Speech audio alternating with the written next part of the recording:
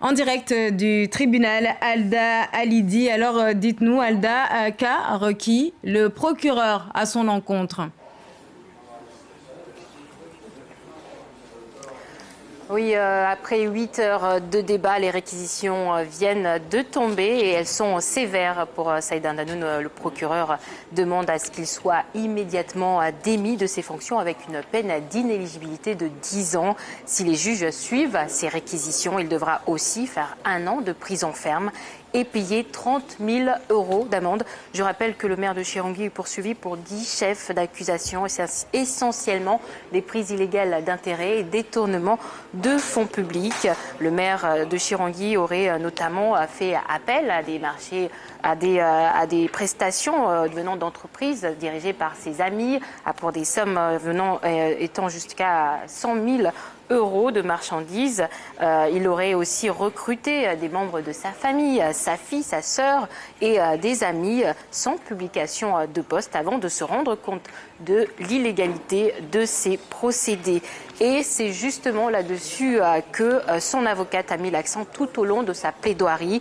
Pour elle, le maire de Chirangui est un ancien mécanicien et pas un énarque. Il ne connaît donc pas les règles pour tous ces recrutements et ces marchés. Et selon elle, dans le pire des cas, il ne s'agirait ici que de négligence, sans aucun enrichissement personnel, car selon elle, les sommes en question restent dérisoires.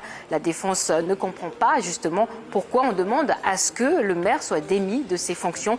Une peine extrêmement rare, que ce soit ici, mais aussi dans l'Hexagone, sur des affaires beaucoup plus graves.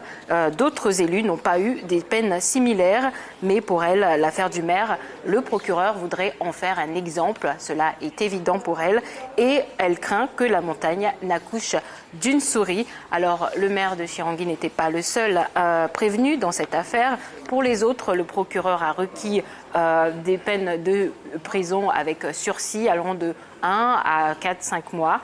Mais pour le plus gros, il s'agit de la société Aijo Distribution où il y a eu ces ventes de marchandises, ces achats de marchandises.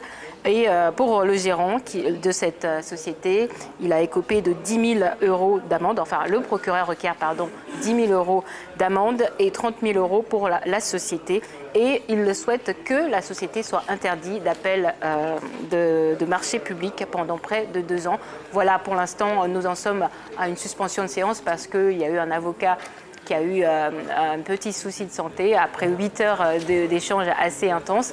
Donc nous attendons les plaidoiries, enfin la fin des plaidoiries, la fin des réquisitions. Et après cela, nous aurons probablement un délibéré dans la soirée. Merci beaucoup Alda pour toutes ces précisions. Alda Halidi devant la caméra de Phare Hosseini.